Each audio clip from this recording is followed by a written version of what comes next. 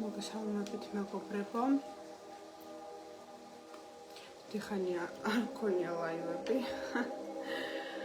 და დრო განვიხილოთ რა პერიოდს გავდივართ.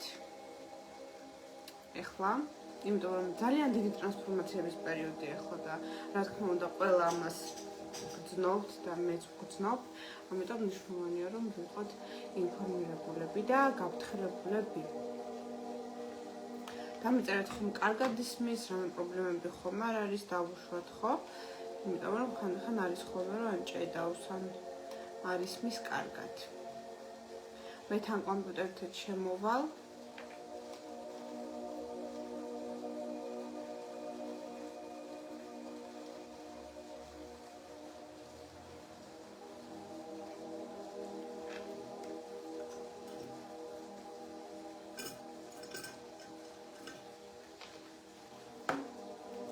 ეს ძალიან მნიშვნელოვანი დღე გქონდა ხო ეს ტრამპის და ზელენსკის შეხვედრა. იქამდე პუტინის და ტრამპის შეხვედრა იყო. რეალურად ძალიან საბედისწერო პერიოდია ეხლა უკვე, თუმცა უფრო საბედისწერო იქნება რა თქმა უნდა სექტემბერი. იმიტომ რომ გვაქვს დაბნელებები.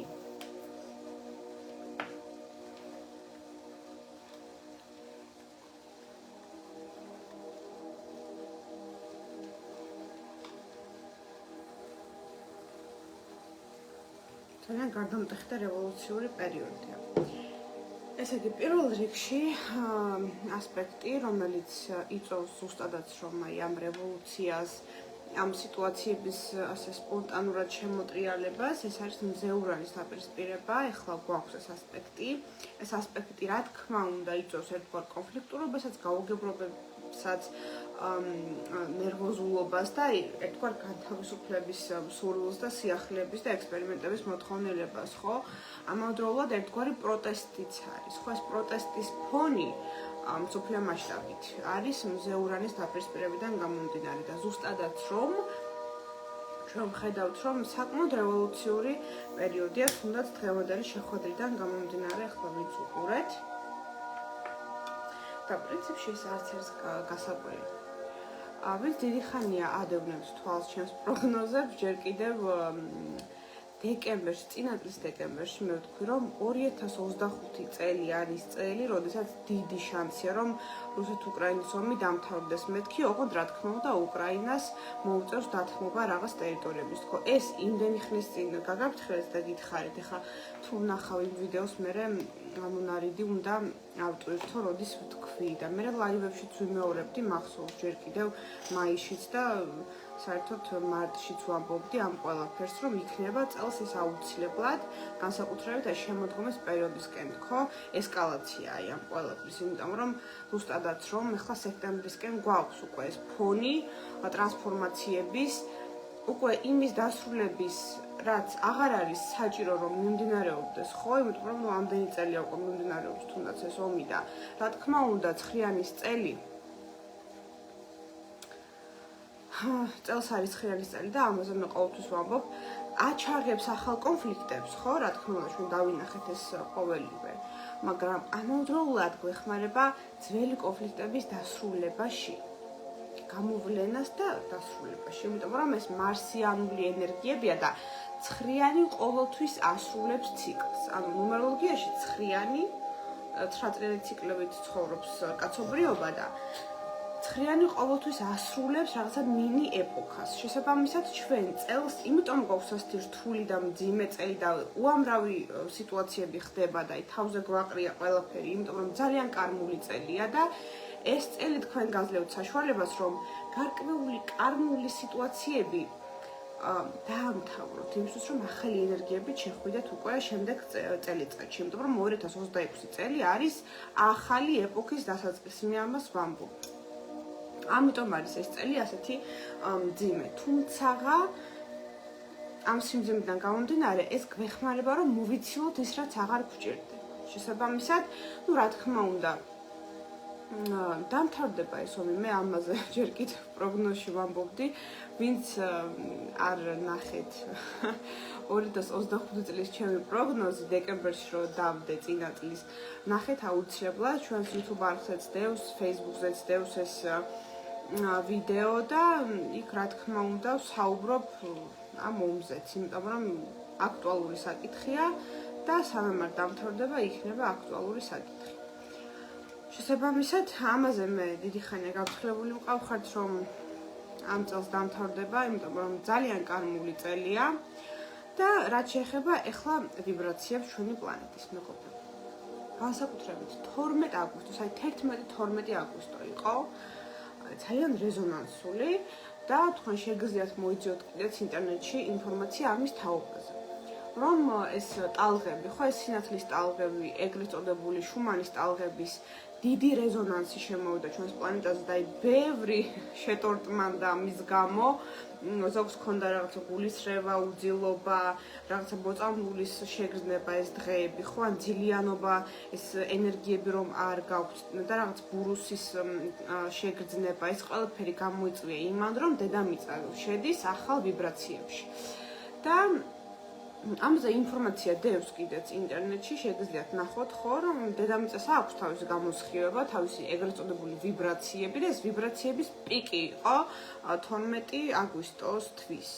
და რა თქმა უნდა გაგრძელდა ახლა ეს და შესაბამისად ამიტომაც გვარხევს ცოტა და ახლა ეს არის პერიოდი, სადაც ეს სინათლის ენერგიები აქტიურად შემოვიდა. შესაბამისად, თუ შეგიძლიათ მიედოთ ახლა თქვენს ინტუიციას, მეტი ილოცოთ, მეტი იმედიტიროთ, ხო, გააკეთოთ გარკვეული წმენდითი რიტუალები, წმენდითი პრაქტიკები. ამისთვის იდეალური პერიოდია, ხო, იმიტომ რომ ეს მესამე თვალი ახლა მაქსიმალურად აქტიურდება, ხო, ეს მეექვსე ჩაკრა. შესაბამისად, ძალიან ისეთი მნიშვნელოვანი პერიოდია გარკვეული მნიშვნელოვანი ინსაიტებისთვის, ხო? რომ მოგვივიდეს ისეთი ინფორმაციები ზემოდან, ხო, ზედა წყაროებიდან, უზენაესი ზეციური წყაროებიდან, რაც შემდგომში უკვე გამოადგება მთლიანად კაცობრიობას ან გამოგადგებათ ინდივიდუალურად თქვენ. ამიტომ ძალიან მისტიური პერიოდია ახლა, სწორედ აი ამ ვიბრაციებიდან გამომდინარე და თუ თქვენს ან ეხლა გააქვთ დაუშვათ უცნაური სიმპტომები, ხო, რაც დავასახელი, ან გქონდათ, ხო, წინა დღეებში ეს ყველაფერი არის გამოწვეული ზუსტად აი ამ რხევებიდან. არის გამოწვეული. აი საკმაოდ საინტერესო ტრანზიტებია ეხლა, ხო? ამავდროულად, რა თქმა უნდა, გვაქვს ეს მარსი იუპიტერის კვადრატი, ესე იგი, გარკვეული მათ შორის პოლიტიკური საკითხები ეხლა კი გადაწყდება, მაგრამ გადაწყდება ასე ვთქვათ, არა ისე მასშტაბურად და გლობალურად, როგორც ჩვენ გვგონია. ეს მარსი, იუპიტერის დაპირისპირება ყოველთვის აი რაღაცა იმედგაცრუების ელემენტს შემოიტანს ხოლმე. ამიტომ შეიძლება ეს ყველაფერი ისე გადაწყდეს, ხო, რომ ბოლომდე კმაყოფილები არ დარჩნენ არც ერთი მხარე. ამ შემთხვევაში არც უკრაინა, არც რუსეთი, არც ევროპა, არც ამერიკა. ამიტომ ეს არის ასეთი პერიოდი იმედგაცრუებების, რომ ყველა ვერ იქნება კმაყოფილი. შეიძლება არც ერთი მხარე არ დარჩეს კმაყოფილი. ასეთი იმედგაცრუებების და გრანდიოზული წინასწარი ცრუ მოლოდინების პერიოდია. თან ამ ყველაფერს რა თქმა უნდა ისიც ამტკიცებს, რომ მარსი ნეპტუნის ოპოზიცია გვაქვს. ხო, რა თქმა უნდა, აქ ცოტა ილუზიებისკენ მიდრეკილება არის, რა თქმა უნდა. კი და ეს პოლიტიკაშიც გამოვლინდება. ამავდროულად მარსი სატურნის ოპოზიცია, რაც ცოტა გააჭიანურებს აი ამ პროცესებს, ანუ ასე წკაპ დამორჩა ვერ იქნება, ანუ ცოტა გაჭიანურდება, რა თქმა უნდა, პროცესი, მოლაპარაკებები და ასე შემდეგ. ამიტომ არ არის მარტივი პერიოდი, ეხლა მით უმეტეს უკრაინისთვის არაა მარტივი პერიოდი, რა თქმა უნდა. არ ზელენსკისთვის არ არის მარტივი პერიოდი ტრანზიტებით ეხლა და კი ეტყობოდა კიდეც ამ შეხვედრაზე, რომ საერთოდ არ არის მარტივი პერიოდი მისთვის. შესაბამისად, ეხლა პლანეტები რასაც გვეუბნებიან, ეს არის ის, რომ რა თქმა უნდა, დიდი შანსია რომ დამთავრდეს ეს ყველაფერი, განსაკუთრებით სექტემბრამდე ან სექტემბერში მაინც. იმიტომ რომ დაბნელებები გვაქვს წინ, რა თქმა უნდა, 7 სექტემბრიდან 21-ის ჩათვლით და ამაზე მე კიდევ წინასწარ ვიდეოს ჩაგიწერთ და გაგაფრთხილებთ, იმიტომ რომ ეს არის აი ყველაზე რთული პერიოდი წელს, რაც დარჩა. 2025 წლის აი ყველაზე რთული თვე იქნება სექტემბერი, ხო? რაც დარჩა. იქამდე გქონდა მარტი, ყველაზე რთული თვე. ეხლა იქნება სექტემბერი და მე სხვა თვეებში აი შედარებით ამოვისუნთქებთ, რასაც ქვია. ამიტომ ამ თვეს წინასწარი მომზადება სჭირდება, როგორც ფსიქოლოგიური, ასევე სულიერი შემზადებაც, რა თქმა უნდა, გვჭირდება. და ამზე წინასწარ გაგაფრთხილებთ. კი ბატონო, და კიდევ მეგობრებო, ხო მნიშვნელოვანი თარიღი. 23 აგვისტოს მეგობრებო, გვაქვს ახალმთვარეობა. ახალმთვარეობა გვაქვს 23 აგვისტოს, ხო? ქალწულის ზოდიაქოს ნიშანში. აი ქალწულში რომ ხდება ეს ახალმთვარეობა, ეს იდეალური პერიოდია, იმისთვის რომ დავალაგოთ რეჟიმი, დავალაგოთ სახლი, დაალაგებასთან, სისუფთავესთან, დაორგანიზებასთან, დაგეგმარებასთან არის კავშირში ქალწული, შესაბამისად, როდესაც ახალმთვარეობა გვაქვს ქალწულის ზოდიაქოს ნიშანში, ანუ როდესაც ზედამთვარე ერთდება ქალწულის ზოდიაქოს ნიშანში, ეს არის იდეალური პერიოდი იმისთვის, რომ თქვენი მომავალი ერთი თვის გრაფიკი გაწეროთ. რომ დაფიქრდეთ, როგორ გინდათ გაიაროთ ეს პერიოდი, ჩაიფიქროთ სურვილები, ოღონდ უფრო ლოგიკური. აი, ქალწული უკვე გთხოვს ერთგვარ კი ბატონო, 23-ზე ვთქვით, ხო, რა შეგვიძლია გავაკეთოთ, ესე იგი. ვინც უკვე გააკეთა ეს მთვარის ელექსირის რიტუალი, მე ხო ვამბობდი ამ რიტუალზე. წინა ლაივებში რამდენჯერმე ვახსენე, გადაცემაშიც ვთქვი პირველად ეს მთვარის რიტუალის ვიდეო და ცალკეც მაქვს დადებული და შეგიძლიათ ნახოთ, ჩვენს გვერდზე არის ცალკე კიდევ ეს მთვარის ელექსირის რიტუალი, არ დავკარგავ ეხლა მაგაზე დროს. შეგიძლიათ რომ ყოველ ახალმთვარეობაზე გააკეთოთ. ახალმთვარეობას ვიწყებთ ამ რიტუალს, ხო? და შემდგომში სავსე მთვარეობაზე შეგიძლიათ გაიმეოროთ. იგივე გაძლიერებისთვის. ახალმთვარეობა იდეალური პერიოდია მანიფესტაციისთვის, სურვილების ჩაფიქრებისთვის. ამიტომ ახალი წამოწყებები, იმაზე ფიქრი, რომ შემოდგომის პერიოდი მოგეხსენებათ არის უკვე სამსახურში დაბრუნების ზოგისთვის, ახლა სწავლის ახალი სემესტრის, ხო? ამიტომ ეს იდეალური პერიოდია, ახლა ეს 23 აგვისტო, რომ ჩვენ დავალაგოთ გონებაში, რა გვინდა რომ მოვიზიდოთ შემდგომში უკვე შემოდგომაზე. აი იმ ახალ პერიოდში რა გვინდა რომ მოვიზიდოთ.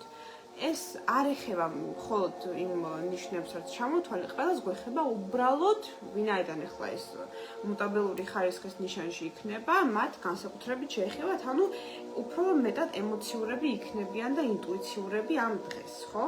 ზოგადად ახალმთვარეობა ეს არ არის ნეგატიური დღე, პირიქით, ეს კარგი დღე არის იმისთვის, რომ ჩვენ ვიფიქროთ მომავალზე, ვიფიქროთ იმაზე, ვინ ვართ, რა გვინდა, ხო?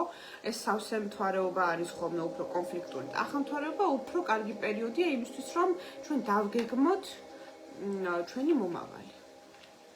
ამიტომ კარგი არის ახლა დაალაგებაც, ქალწულს როგორ უყვარს დაალაგება, ძალიან. ამიტომ დაალაგეთ სახლი, რომ გაახაროთ მთვარე ქალწულში, რომელიც გვექნება 23 აგვისტოს მეგობრებო. ძალიან კარგია. აი ნაგვის გატანა, ან ძველი ნივთების გადარჩევა, გადაყრა, იმისთვის რომ ახალი ენერგიები მოვიზიდოთ, იდეალური ამ პერიოდში.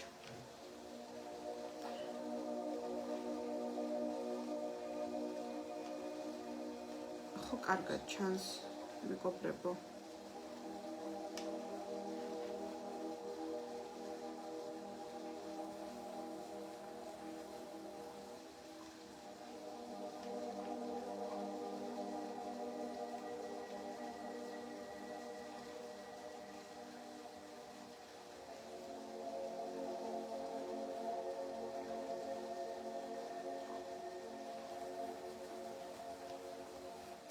აჰა, ხო, გასწორდა. დავინახე ახლა კომენტარები. რამდენი ხანი იქნება რთული პერიოდი სექტემბერში? მთლიანად სექტემბერია რთული, იმიტომ რომ დაბნელებების თვე და დაბნელებების თვე რო გვაქვს, რა თქმა უნდა, ეს ყოველთვის ნიშნავს, რომ ეს არის ძალიან კარმული და ტრანსფორმაციული თვე. ამიტომ სექტემბერში არ გვინდა მეგობრებო, არც ოპერაციების დაგეგმა თუ რაღაცა გადაუდებელი არ არის და შეგიძლიათ რომ დაგეგმოთ სხვა თვეში დავუშვათ, სექტემბერში არ გირჩევთ რომ გავაკეთოთ, არც სერიოზული შენაძენები, სერიოზული წამოწყებები, იმიტომ რომ ეს არის დაბნელებების პერიოდი. დაბნელებები ყოველთვის არის საბედის წერილი და რაც ხდება დაბნელების პერიოდში, შემდგომში რთულად სწორდება. ამიტომ მნიშვნელოვანია რომ ეს გავითავისოთ და გავითვალისწინოთ, ხო?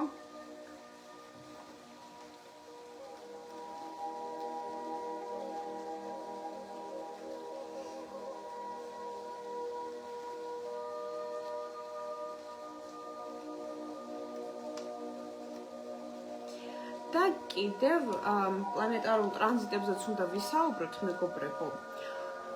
22 აგვისტოს ღამე შედის მზე ქალწულში და რა თქმა უნდა ქალწულებისთვის, კურვებისთვის და თხილსქრებისთვის იწყება კარგი პერიოდი. ანუ ეს მიწის სტიქიის თემები, დამიწებულობა, პრაგმატიზმი, მომავლის დაგეგმარება, ხო? სამომავლო პერსპექტივები, უფრო მატერიალიზმი შემოდის, რა თქმა უნდა, ერთი თვით უკვე გამოვდივართ ამაყი ლომის ვიბრაციებიდან, ამაყი და დრამატული ლომის ვიბრაციებიდან გამოვდივართ, ხო, მზით. თუმცა ეს ლომური ენერგიები მაინც შენარჩუნებული იქნება. რატომ? იმიტომ რომ 25 აგვისტოს მეგობრებო ვენერა, სიყვარულის პლანეტა და ფინანსების პლანეტა შედის ლომში. შესაბამისად, ეს არის უკვე პერიოდი თვით პრეზენტირების, პერიოდი, რა თქმა უნდა, რომანტიზმის, პერიოდი შემოქმედებითობის, პერიოდი, როდესაც ყველა ადამიანს მოუდება იმ მეტად საკუთარ თავზე ზრუნვა, განსაკუთრებით პირად ურთიერთობებში. ეხლა, ცუდად ეს როგორ შეიძლება გამოვლინდეს, რომ მაგალითად მეტი ეგოიზმი გამოვლინდეს პარტნიორულ ურთიერთობებში დაუშვათ, ან ფინანსურად მეტად მოგვინდეს, რომ აი ჩვენს თავზე, ჩვენს რაღაცა ეგოს მოთხოვნილებებზე მეტი თანხა დავხარჯოთ. ამიტომ ეს, რა თქმა უნდა, მაინც ცეცხლის სტიქიაა და უფრო მხარჯველია. რა თქმა უნდა, ვენერა ლომი უფრო მხარჯველია, ვიდრე დავუშვათ აი მიწის ვენერები, ხო? ამიტომ კი, უფრო მეტი დახარჯვა მოგვინდება. და ნუ რა თქმა უნდა, 25 აგვისტოდან უკვე ლომებისთვის კარგი პერიოდი იწყება ფინანსურად და პირადი ურთიერთობების კუთხით. ზოგადად ეს ტრანზიტულად რომ ხდება, რომ ვენერა შედის ჩვენი მზის ნიშანში, ეს ყოველთვის კარგი პერიოდი, ჩვენ ხვდებით უფრო შარმიანები, უფრო მიმზიდველები, ხო, ჩვენ ვიზიდავთ აი ამ ვენერასეულ ენერგიებს, აი ამ სიმდიდრის ტალღებს, სიმდიდრის ვიბრაციებს ვიზიდავთ. ამიტომ როგორ გამოიყენებთ ამას, ეს უკვე თქვენზეა ლომებო. და რა თქმა უნდა, ვისაც ვენერა აქვს ლომში პირად რუკაში, პირადი რუკა ნახეთ თქვენი, ვისაც ვენერა აქვს ლომში პირად რუკაში, მათ განსაკუთრებით შეეხება ახლა ეს პერიოდი დადებითად თუ ვიმეორებ, თუ რა თქმა უნდა, პერსონალური ტრანზიტები არ გვეუბნება დავუშვათ, რომ აი გვაქვს რაღაცა მძიმე შეერთებები, ან კვადრატები პლუტონთან, ან სატურნთან, ან ურანთან დავუშვათ, ხო? ამიტომ აქ პერსონალურ ტრანზიტებსაც გააჩნია. თუმცა ზოგადად ჩვენი ვენერა რო გვიბრუნდება, რა თქმა უნდა, როგორც წესი ეს ძალიან დადებითად აისახება ხოლმე როგორც ჩვენს ფინანსებზე, ასევე თვით შეფასებაზე და ასევე პირადზეც. და რა თქმა უნდა, ეს შეეხება სხვა ცეცხლის ნიშნებსაც. კერძოდ, ვერძებისთვისაც და მშვილდოსნებისთვისაც და ლომებისთვის, რა თქმა უნდა, კარგი პერიოდი იწყება ფინანსურად და პირადი ურთიერთობების კუთხით 25 აგვისტოდან, მეგობრებო. იქამდე გვაქვს კირჩხიბში.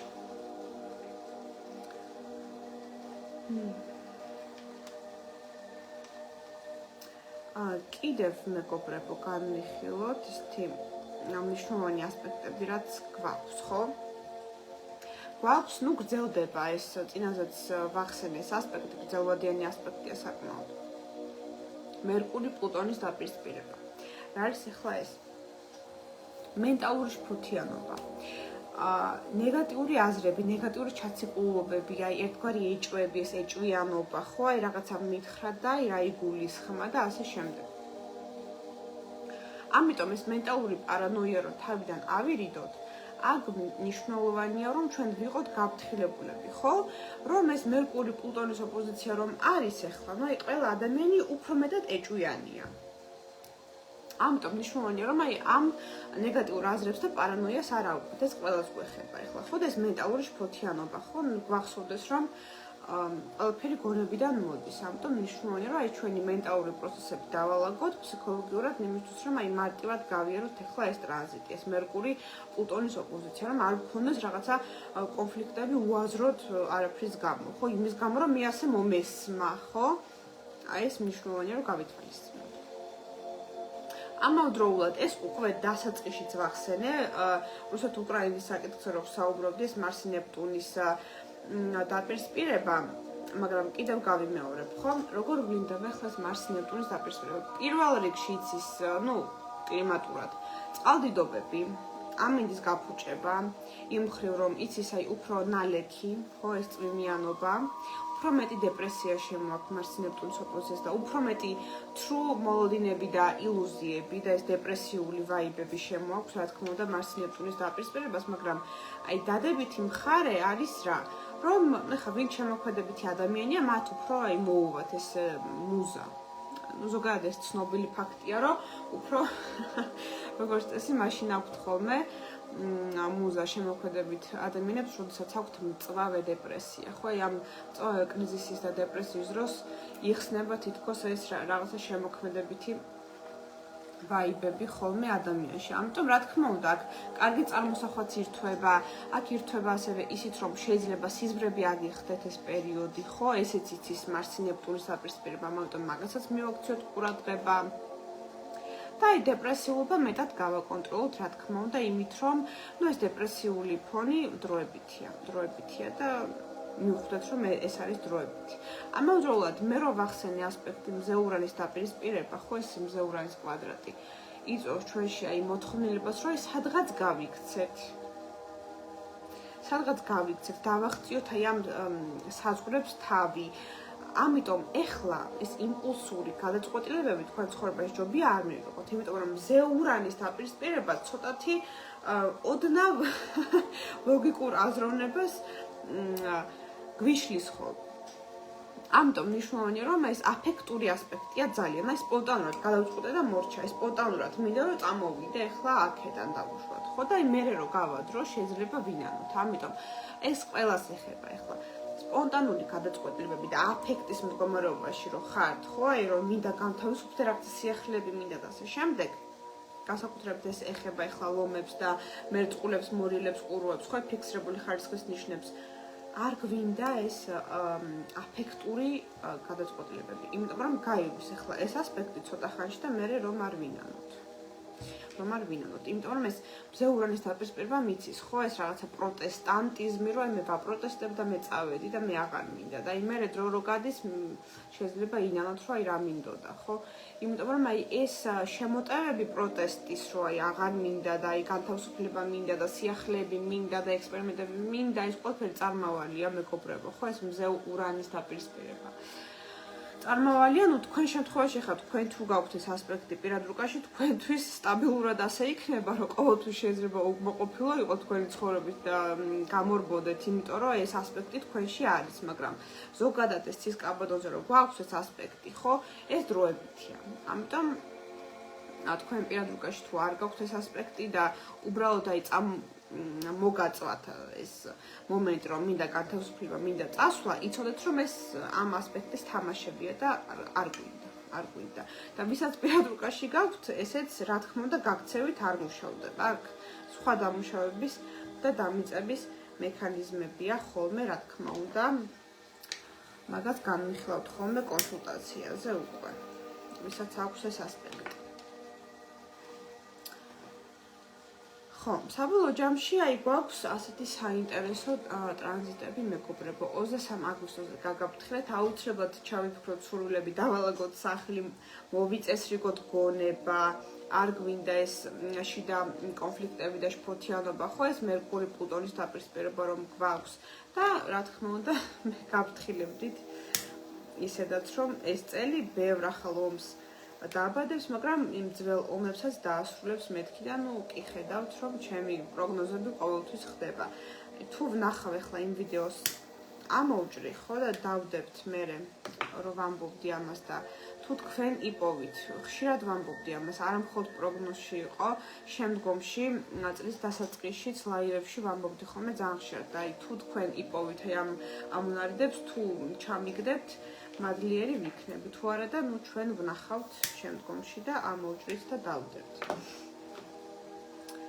კი ბატონო, და კიდევ მეგობრებო, ვინც ელოდებოდა და ბევრი ელოდებოდა, ესე იგი ამ ჩვენ ტიბეტურ თასებს, ხო, კომპაქტური ზომის, ჩამოგვივიდა მეგობრებო, აი ასეთი ზომის არის, კომპაქტური ახლა ძალიან დიდი არ არის, მაგრამ აი ჩანთით სატარებლადაც ძალიან მოსახერხებელი. აი ეს ჩადებთ, შეუულებრივად.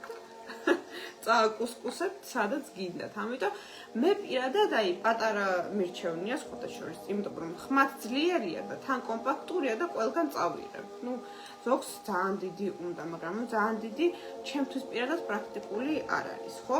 ჩამოგვივიდა, მაგრამ ფაქტობრივად გაიყიდა უკვე მეგობრებო ეს პარტია და შემდეგ პარტიას ვინც ელოდებით, გვექნება თვის ბოლოს ან მაქსიმუმ სექტემბრის დასაწყისში ველოდებით უკვე შემდეგ პარტიას.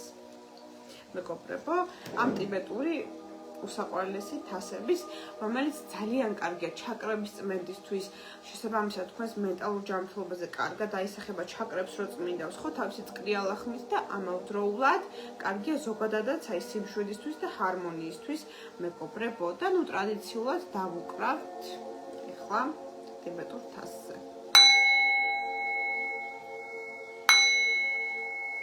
და თქვენ დააკვირდით აი სად გრძნობთ ვიბრაციას. ესე იგი, ის ჩაკრა იწმინდება.